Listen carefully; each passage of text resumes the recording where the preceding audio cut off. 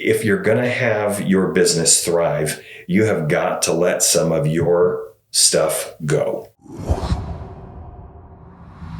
Welcome to the first ever podcast of Real Estate for Real People. I am your esteemed host, Brad, and this is my better half. Hello, my name is Marianne. And the reason that we're starting off on this venture is because we want to kind of explore the areas of not only real estate, but business in general, and to have an opportunity to talk to, in the beginning, one another about how we've managed to work together, and but also to other couples who have managed to figure out how to work together in various types of businesses and companies, but also to talk to people from outside the community and outside of real estate. So that's the general idea of what we're going to be doing here. So thank you for tuning in. We appreciate it. And if you have any questions or you would like us to talk about any other specific topic, feel free to leave us a comment and we'll go from there. Let's talk about today. Okay. Working with your spouse. Oh. Why would you do it? That's a loaded question. I've had a lot of people say, how could you stand working with your spouse? And then I sit there and I take offense for a minute and they go, well, no, not your spouse specifically, but how can you... I appreciate that. How can you tolerate working with the other half? And my comment is almost inevitably, how can you not want to work with your wife? Right? But I think some of that has to do with the relationship that we have versus what other relationships might be. Mm-hmm. So what do you see as like pros and cons of working with your spouse? Kind of go back to what you started with. I'm not sure that every husband and wife or wife and wife or husband and husband, however that works for you. I'm not sure that everybody can do business well together. One of the things I think that works well for us is that we realized early on that we have different sets of strengths and those strengths complement one another. Where Brad is a big picture guy. He is 10,000 foot level. He is always looking to the future. He can see the possibilities in things. I am very much detail oriented. I'm a planner and security driven. There's going to be a little bit of real truth here.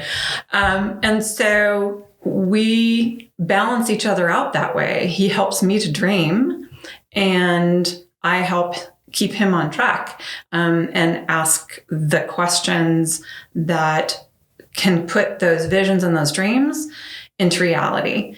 Because you can dream all day long, but if you don't have an action plan to go along with it, it leaves you open for just dreaming and not getting anything done.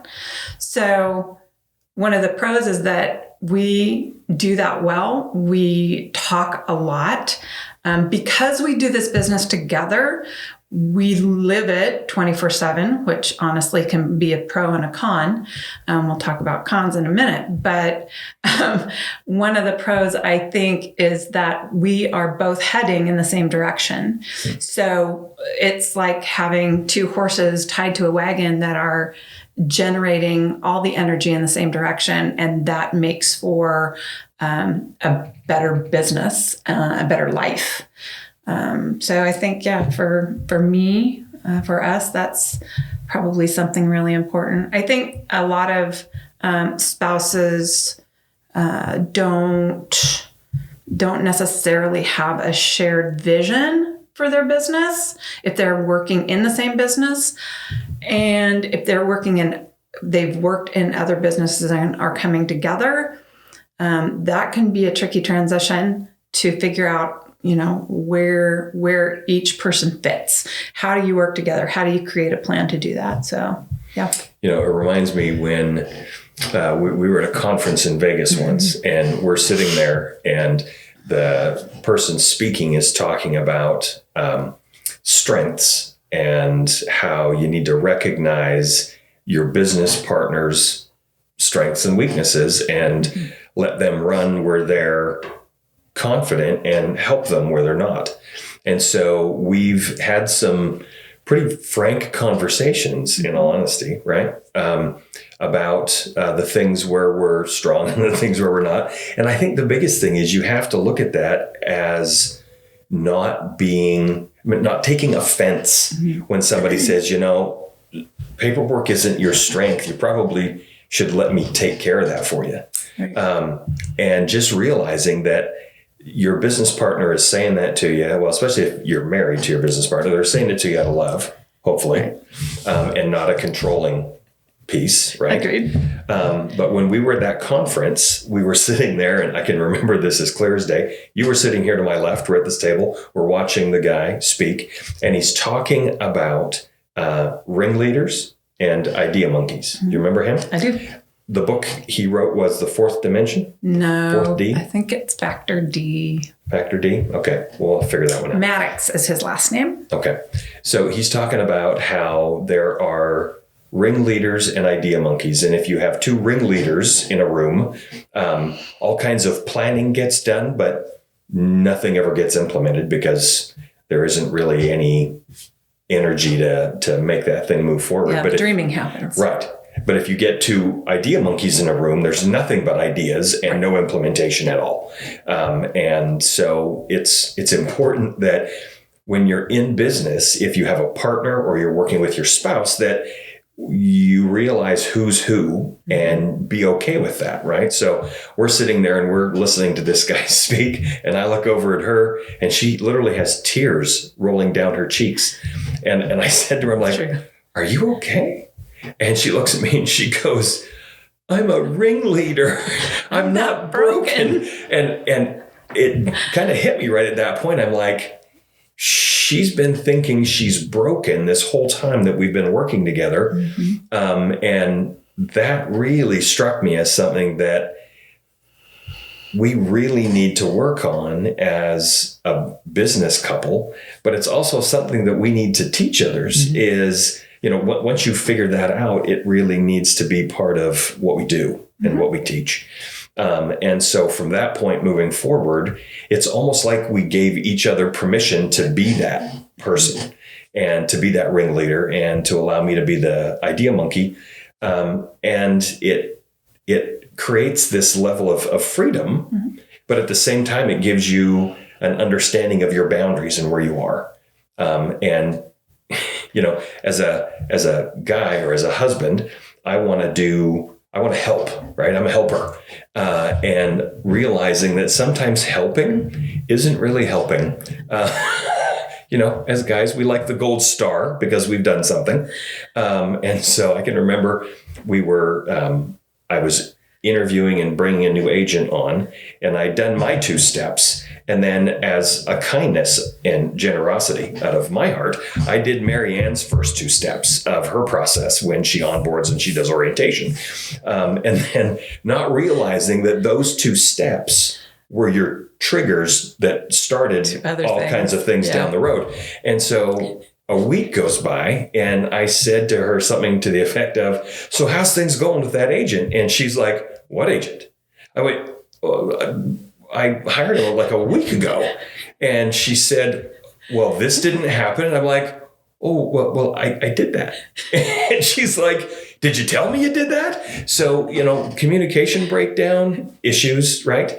But that whole piece helped me understand the whole concept we'll talk about next, which is stay in your lane, right?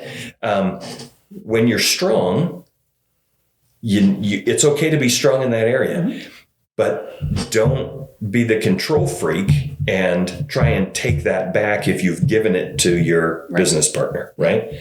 So how have you had to calm yourself when I've done things like that to you? How has that worked for you? So the control freak he's talking about is me, by the way. I wasn't going to say anything. Yeah, well, So my past experience in life was almost 30 years in education, and the last 10 years of those was as a school administrator. And so having plans and processes and all that kind of thing is my thing. So so that's why, again, I'm the ringleader. And so one of the things that we talk about a lot is being able to have honest conversations around either how we're feeling, or if a process is not working well, or if it's working really well and we need to improve on it. Staying in your lane, we do that most of the time, or a lot of the time. There are times when we make crossover, but we have a conversation with one another before we do that, or as we're doing that, or I will check in if I'm, thinking about doing something that is usually something that he takes care of. So it all boils down to communication. One of the cons in working with your spouse or another business partner is communication. Or lack thereof. Or lack thereof. Right. We both have different communication styles. And so one of the things that we have found works well for us in our married life and in our married business life is that we take time to connect first thing in the morning. Not necessarily around business. At some point in the morning, it will lead to what are we doing for the day? But just having that solid base of a jumping point for the day makes all the difference in the world for us. So finding some way to do that with your partner, spouse, whatever, at the beginning of the day, sometime during the day, or at the end of the day in preparation for the next day. It's a huge key piece if you want to stay connected and focused and doing things together well. Yeah. That also helps us stay in our lane because we both then can think from the whole, what's our purpose for the day, given those two things.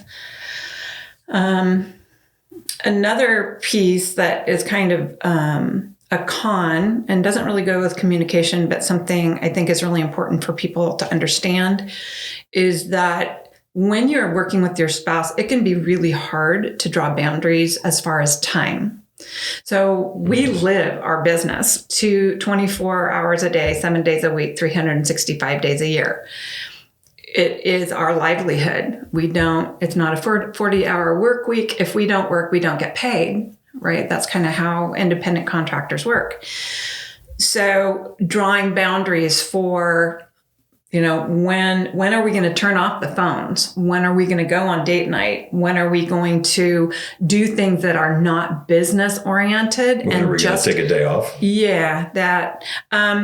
And when are we going to have conversations that do not center around business, right? Those are really important things to purposefully plan, because if you don't plan them, they won't happen.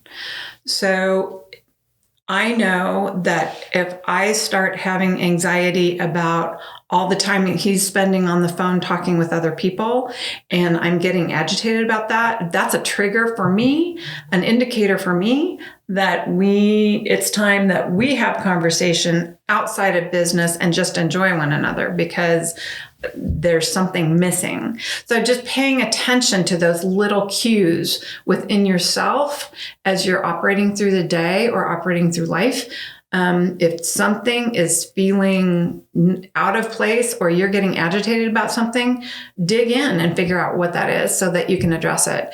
Because when you are in partnership with your spouse, it's not just a marriage on the line or a marriage that's involved. It's a business that's involved. And in our case, it's 4 offices that are involved. So keeping the bigger picture, even within your partnership, is really important. Mm-hmm. One of the things that has become important for my sanity going into the week, I can remember when you were a principal, Sunday afternoon around 5 o'clock, you would start to get agitated because Monday was coming. Yep. And that always felt hard for me to watch you get into that mode, because I hadn't really felt that way, right? Being self-employed, because I loved where I had worked up until then. And so seeing that you were struggling, just even wanting to go to work at some times, it made it tough. So to have kind of a planning meeting at the end of the week at some point on Sunday, and just kind of look at what we've done in the past week, look what's coming into the future for that next week. It allows us to pick up some pieces that were dropped, right? I love that part because I drop a lot of those. You and your checklists, I don't have one of those. So, but also to remember to bring you in on some things that I have planned and forgot to put on the calendar for the coming week, right? Kind of like our podcast today, right? Yeah.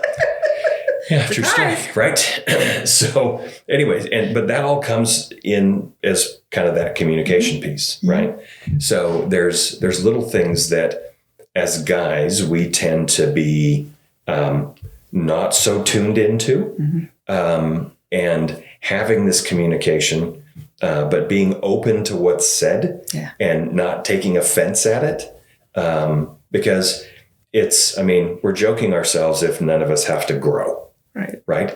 One of my first jobs, it was selling sales training, and the guy who owned that company, he said, if people wanted you to change, they would have started with someone else, because nobody wants to see you generally get better, because when you get better, you leave them in the behind, and so that gets you to a point where people will either stop being your friend or just do whatever they can to sub you. Right. And so we want to make sure that we're not doing that to one another, and that we're supporting one another, because we have a joint interest in making this thing work. Yeah. So all part of the communication thing. Right. Yeah, I agree. And the other thing is, I think it's really important. One of the things that we've learned is the difference between responding and reacting. So if Brad's talking to somebody or talking to me and something is said that really bothers me, if I react, it doesn't have any thought process behind it other than emotion. If I can give myself a buffer of time, then I can respond in a way that is hopefully more receivable. But that's something we've had to learn. I come from a place where I used to think that my spouse should read my mind. I'm not quite sure where that came from. Brad does a pretty good job of that, generally speaking. But I need to be aware, each one of us need to be aware of how, and give the other person the benefit of the doubt that they are doing the absolute best that they have in that given situation. And if I lead with that mindset, then if there's something that bothers me and I can take the time to just breathe for a little bit, breathing is important. And then we can have a conversation around whatever the situation is. There is a much better likelihood that not only will our relationship be better, but that the situation or the issue can be resolved well. So we get to practice that on a daily basis, by the way. But I think over the last 10 years, we've figured out how to do that pretty well most of the time. Yeah. Well, and I think a lot of it comes from things like having shared goals, right? Shared belief systems. Yeah. So, I think if your belief systems are oil and water, so to speak, it can become a challenge to really have a cohesive plan moving forward, right? And a similar why. Yeah. We talk about having a why all the time.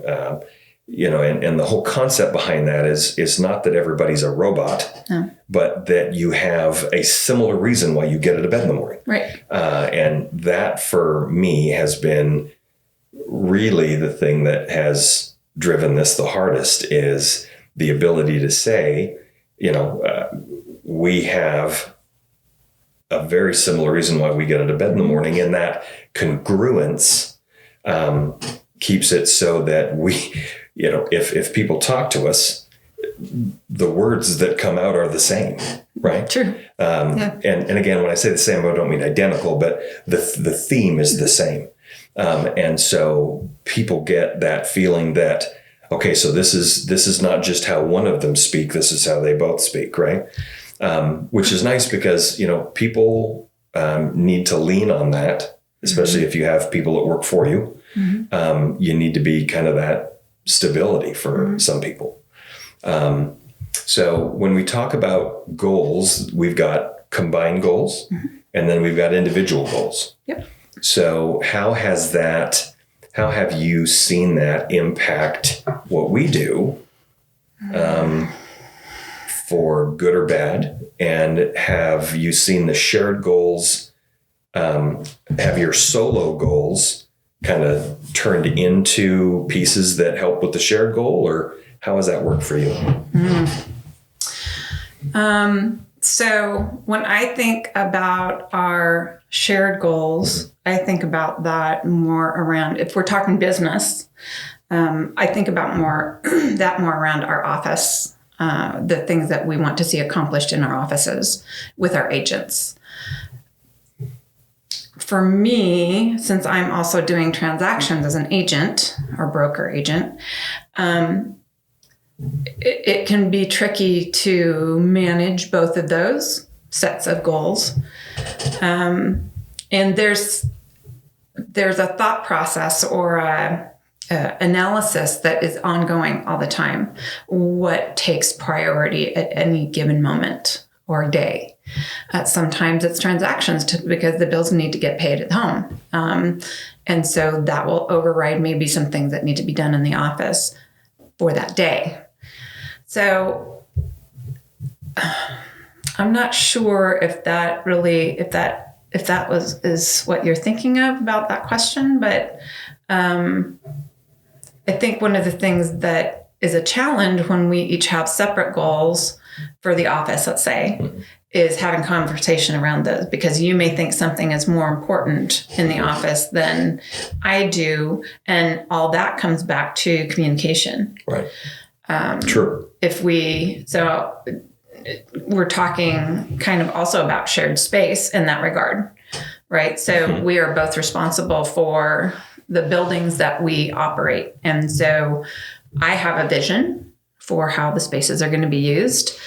We've had conversations around that. So for example, if those things change on the fly for some reason, that communication piece becomes really important, because we both have activities and things that go on. And so we need to be in communication about those to make sure that the goals for those spaces, those groups or individuals that are using those spaces are still being met. Yeah, I would agree.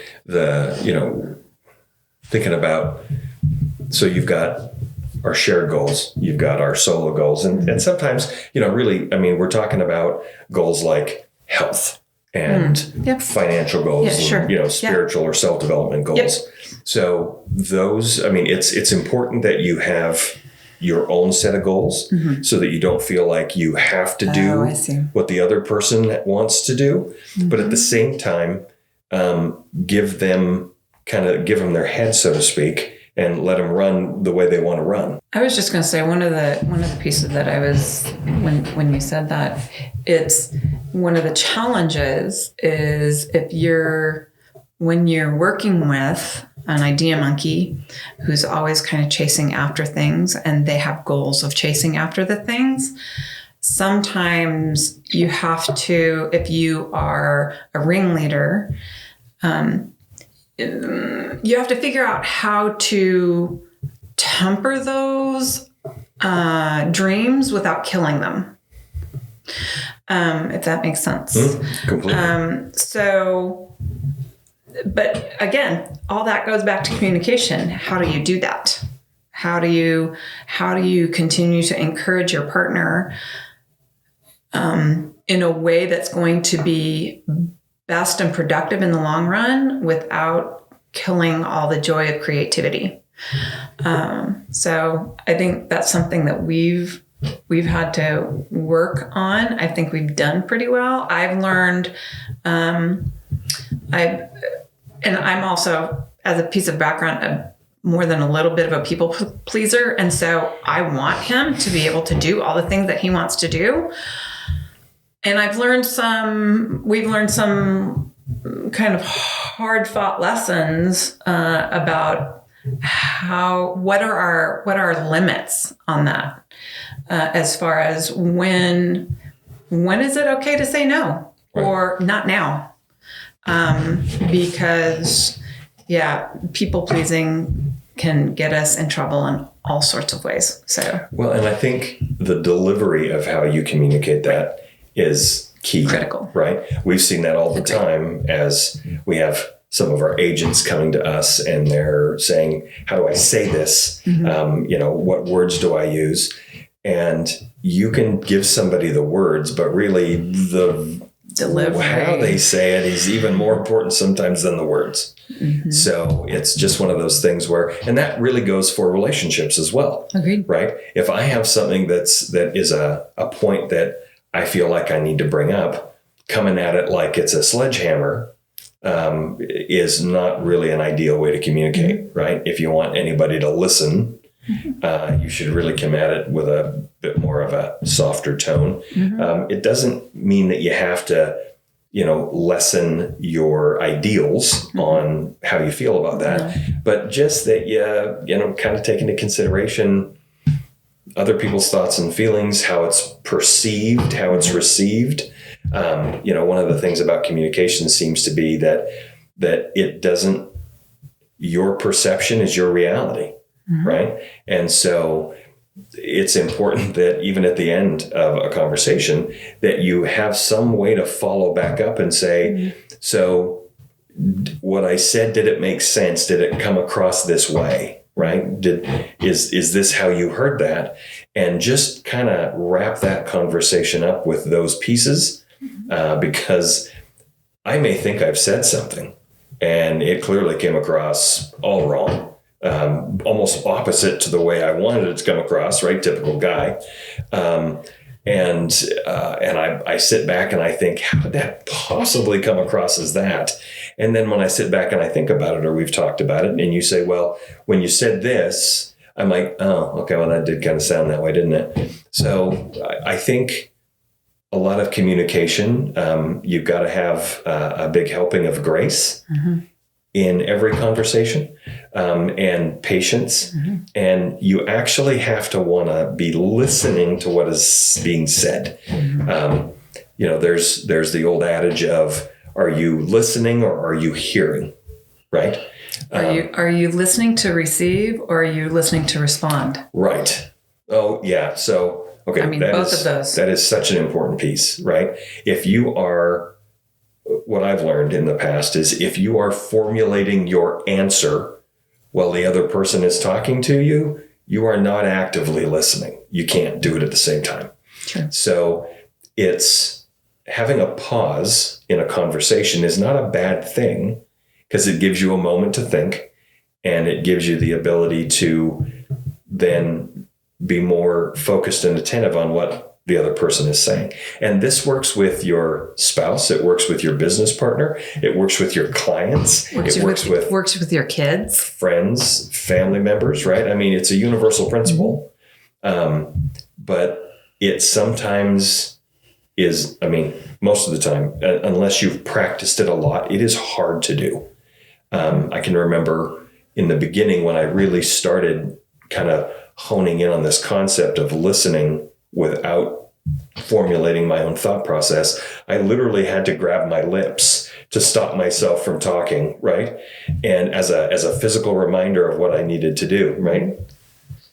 And so after a while, I got to the point where I could just stay focused on the conversation. And I wasn't worried about having a fast retort or some quick response, because you can always clarify what's been said by asking another question, right? One of the old sales tricks is don't ever answer an unasked question, and always answer a question by asking another question to seek that next level of understanding, right? Because often the first answer is more the surface answer. It's not necessarily the root of the problem, right? So yeah, it's that whole communication piece is so critical. And it'll be interesting moving forward as we do more of these podcasts to see how other people, whether they're couples or solo business owners, how they deal with communication. Because I think that's one of the biggest issues we have is the lack of good communication.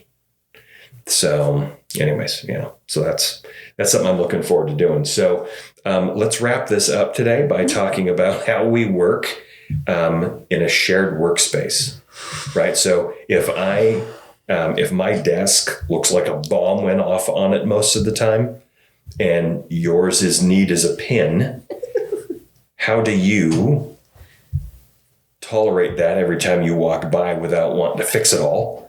And is that a problem? Is it as big a problem as I think it is, or is it maybe no big deal at all? We're doing a little a partner couples therapy right here. First of all, as far as workspace, I think we share a workspace. We share one office, and that may or may not work for everybody. Some people who are working together may do their best work in separate spaces, and that's something y'all need to determine, and that's great. We have chosen to work in the same physical space. I do tend to be a neat freak. He tends to not be as neat. But here's the thing. It's kind of like realizing with kids that when I was raising kids and they were in our home, if they chose to keep their space of their bedroom messy, as long as there wasn't food that the animals were getting into or whatever, shut the door and let it be their messy space. That's their space. I don't need to control that. Same with our office space. And really the way we have it set up, unless I need to find something on your desk, I really don't go to that side of the room. So do we have like tape down the middle of the floor, my side, your side? Yeah, no, it's just that our desks are facing one another. Mm-hmm. And so, yeah, I could say I'm used to picking up things all the time, everywhere anyway. So it just... That I do not know what you're talking about now. I get gold stars for putting my socks in the laundry basket. Yes, you do. Almost. Yes, you do. Gold stars. Yep. Yes. Because that's what guys want. Gold stars. Yeah. Some stars. You want to be recognized that we've done something. Yes. Right. Thank you for doing the dishes this morning. I appreciate it. Oh, yeah, no problem. Okay, so for me, shared workspace. Yeah. I guess it's just workspace in general. Mm-hmm. You have to make sure that you're being respectful of the other person. Yeah. Right. And I can have a voice that carries. Right. We've all been in the room with that loud talker. And so you got to be careful that you're not that guy. Right. Because when you're in one workspace, if you are both on the phone, with the advent of the AirPods, right, it's real easy for two people to be in a conversation in the room and you don't even know it because nobody's holding a phone. True. So, I mean, it's one of the reasons why we put phone booths in a couple of our offices just so that people could go have a private conversation if they wanted. And so when you're in a shared workspace, there's just some rules of etiquette, I guess, that you would want to adhere to. And, number one, you don't want to have it full of dishes and food and all that kind of stuff. But at the same time, you don't want to be that overly loud talker. And then you want to be respectful. And again, this is where the AirPods come in, right? If you want to listen to music, put your AirPods in, right?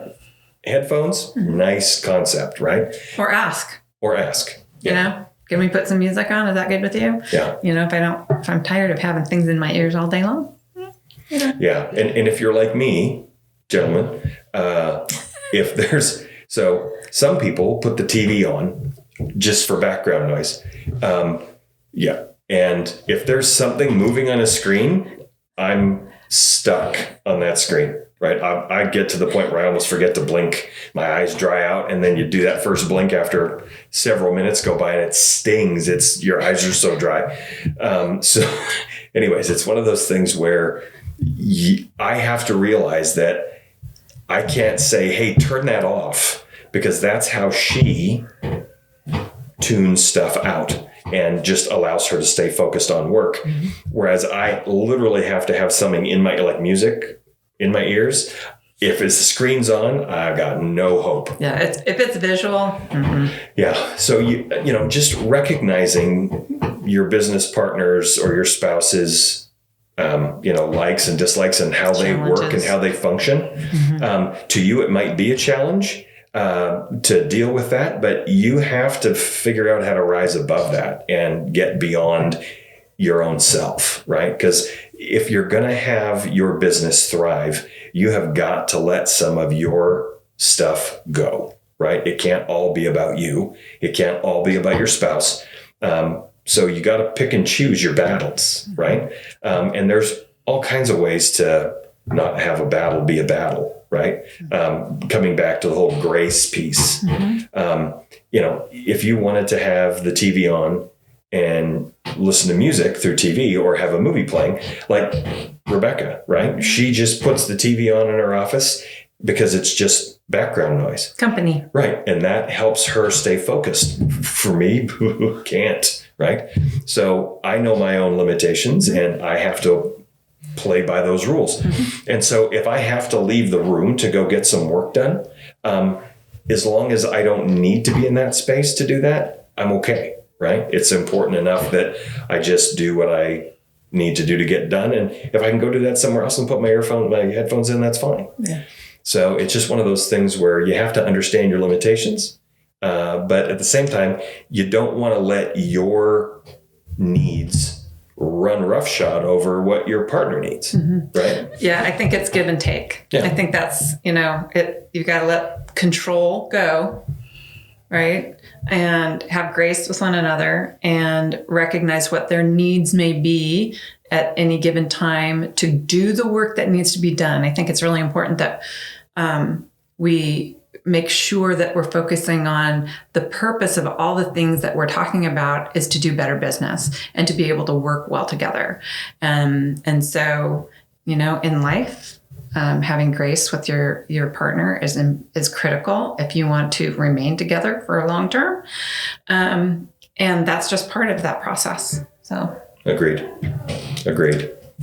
Look forward to next week. Absolutely. We'll keep next week's topic a surprise. Stay tuned. Right. Anything else that you want to talk about today? No, I'm good. We're good? Yeah. Okay. We'll call that good for the day. Thanks, guys. We'll talk to you next week.